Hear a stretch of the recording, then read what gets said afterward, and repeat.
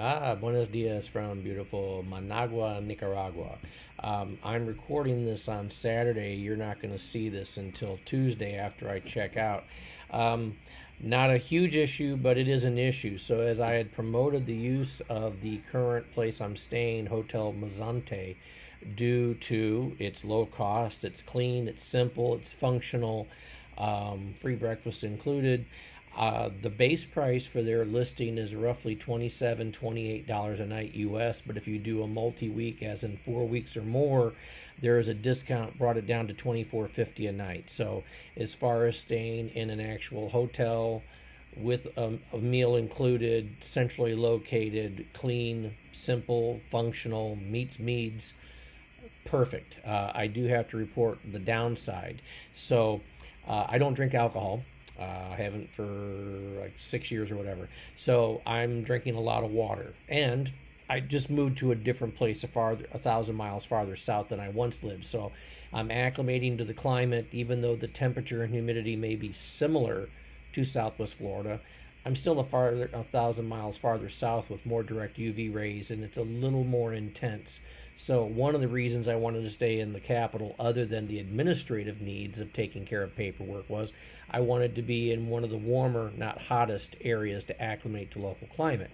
Been doing so. So in that, I'm drinking more water than I normally would if I was in Southwest Florida when it's hot. So while it's winter time in Florida, technically it's summertime right here. It's one of the hotter parts of the year. April is going to be warmer due to a lack of wind. Right now we get winds. I'm often having to put a hair tie in my beard as I'm walking, because if not, this is all flying in all directions. A couple of my hats have flown off my head, so unless it has a strap to wear underneath, you have to be cognizant in the winds.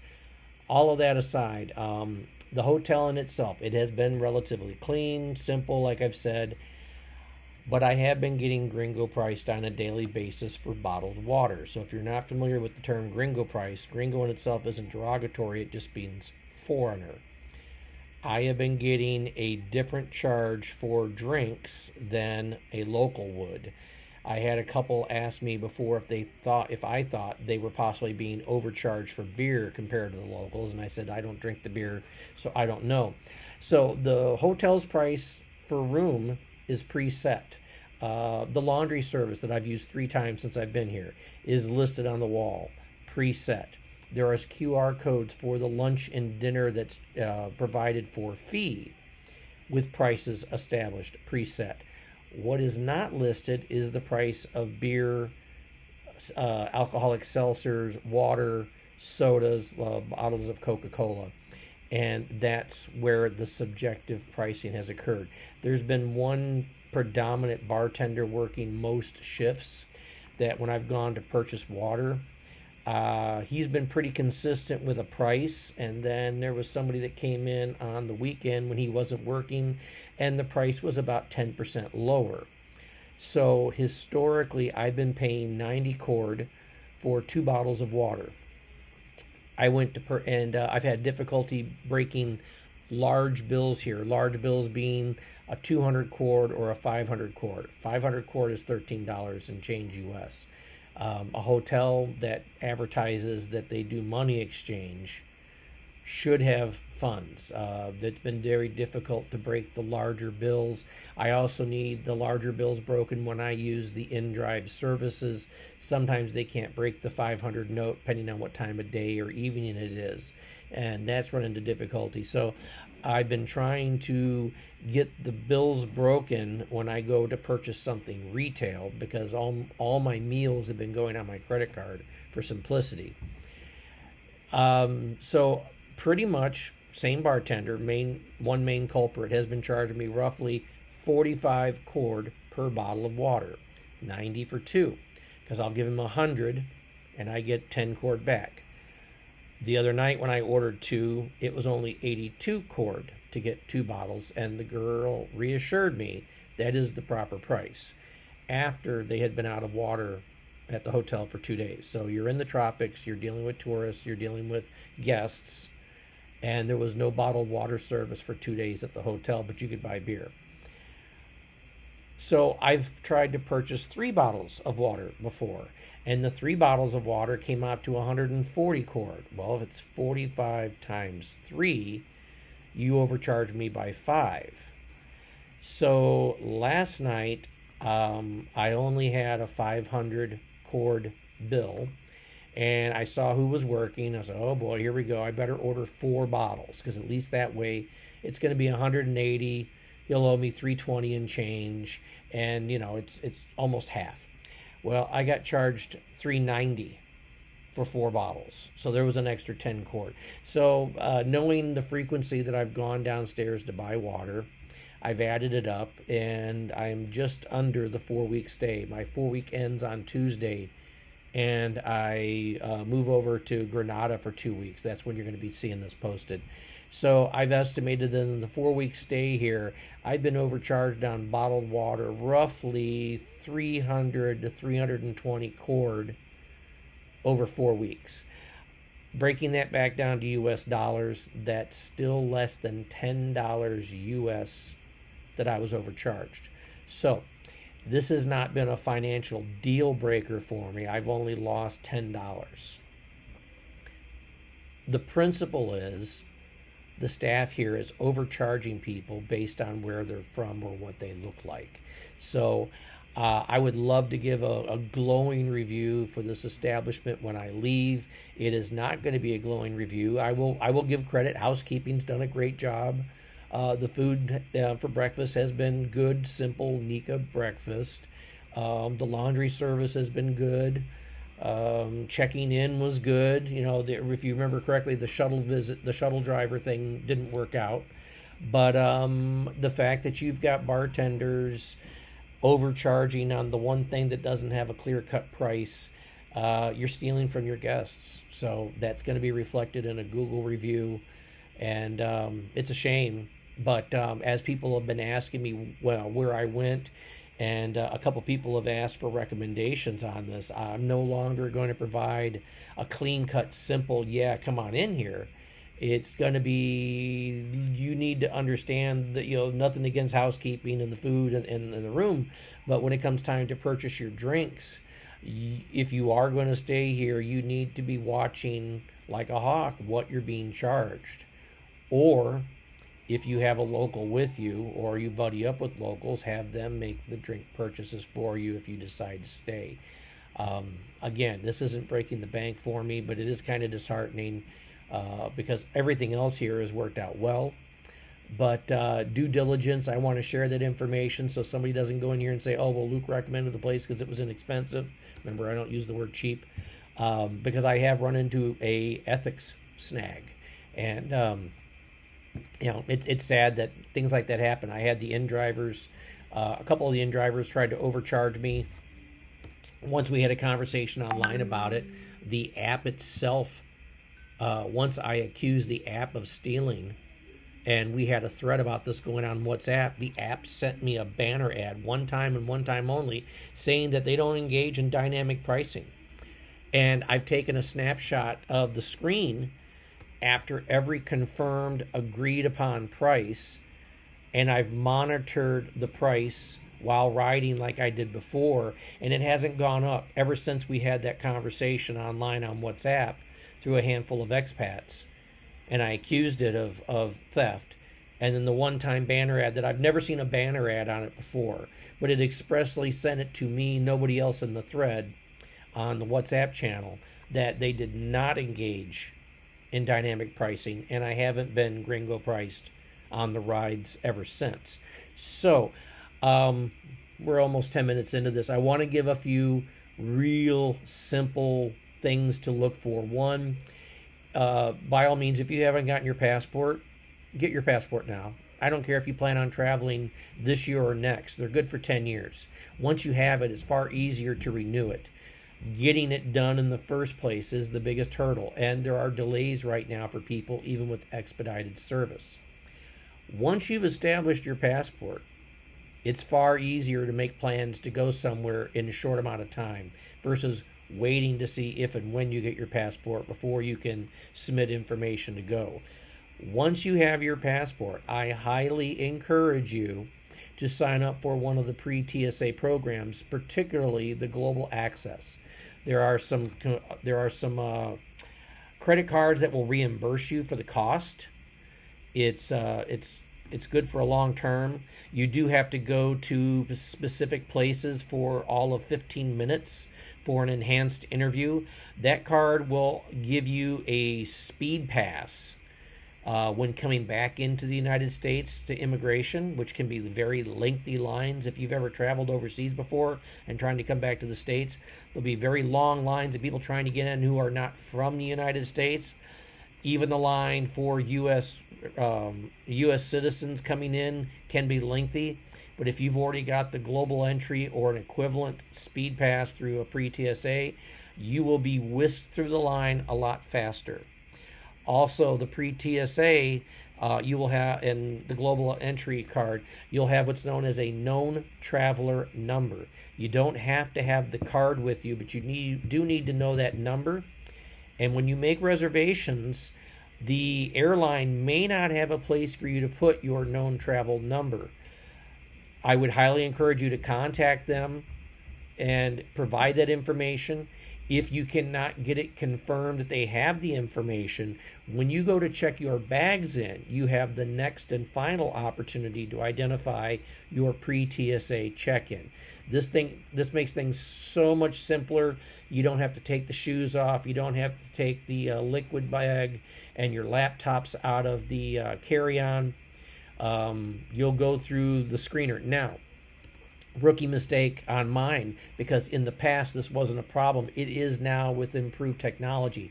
I have a titanium knee. The titanium knee, with all expectations, will always go off in the metal detectors from now until the future. The last time I traveled 2 years ago, it didn't. In the past, it didn't.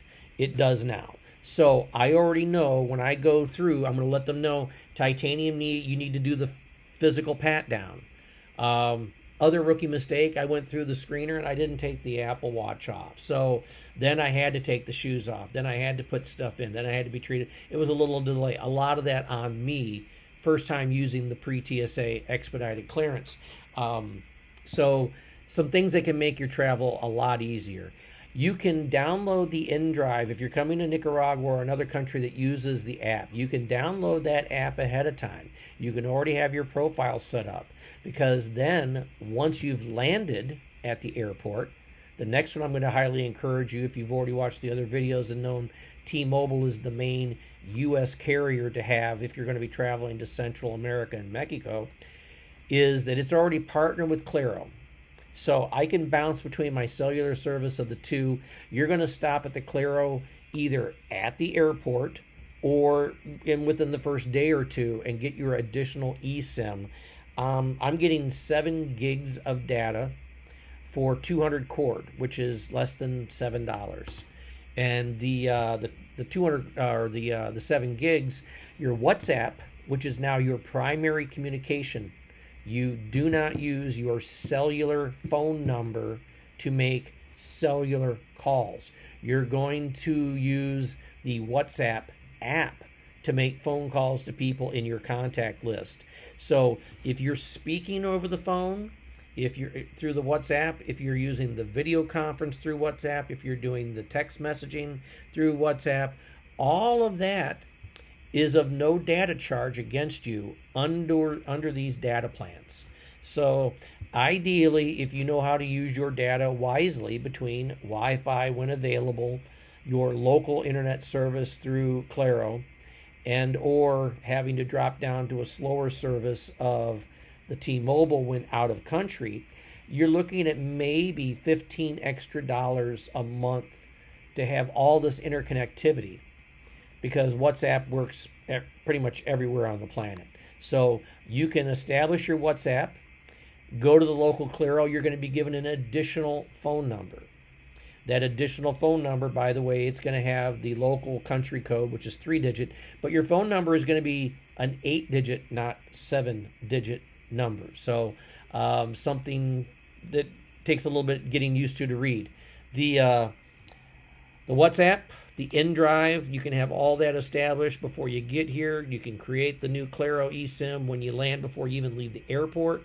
And before you even walk outside, you could hail a authentic low-cost driver through in-drive and do not use the cabbies waiting outside the door. If you saw my episode when I was waiting for the ride from the hotel that didn't show, another cabbie showed up and I asked him the questions of, was he here to go to Hotel Mozonte? Was he here to pick up Luke? And he said C and C, and then realized he wasn't the right cabbie and tried to double charge me what was already an overcharge to begin with. So my personal experiences, these were small setbacks, but it's something I can provide assistance with by letting you all know about it.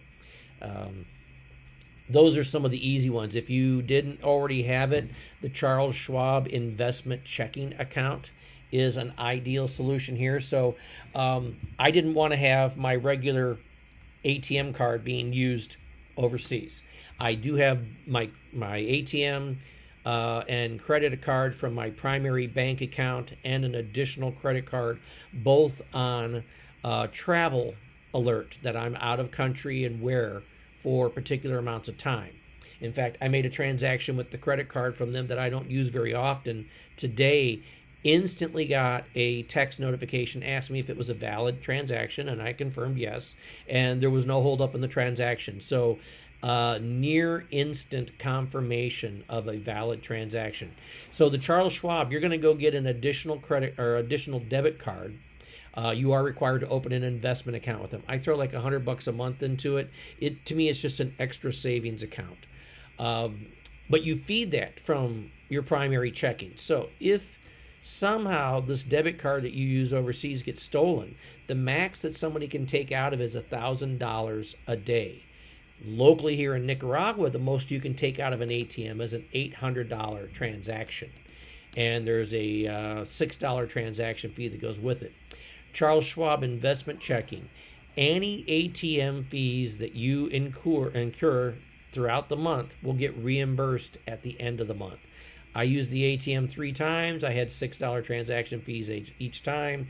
On the next business day, Monday, I should see an $18 reimbursement to that account. So again, I'm not using my primary checking. I've mitigated how much money somebody could take from that debit card if in fact it was stolen. And the idea that I'd somehow lose that card and not realize it was gone within a day is rare. But it's a nice way to help protect your primary account while traveling.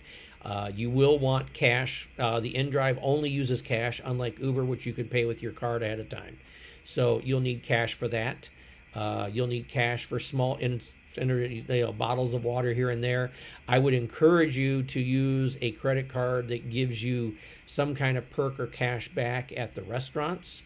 That makes life simple.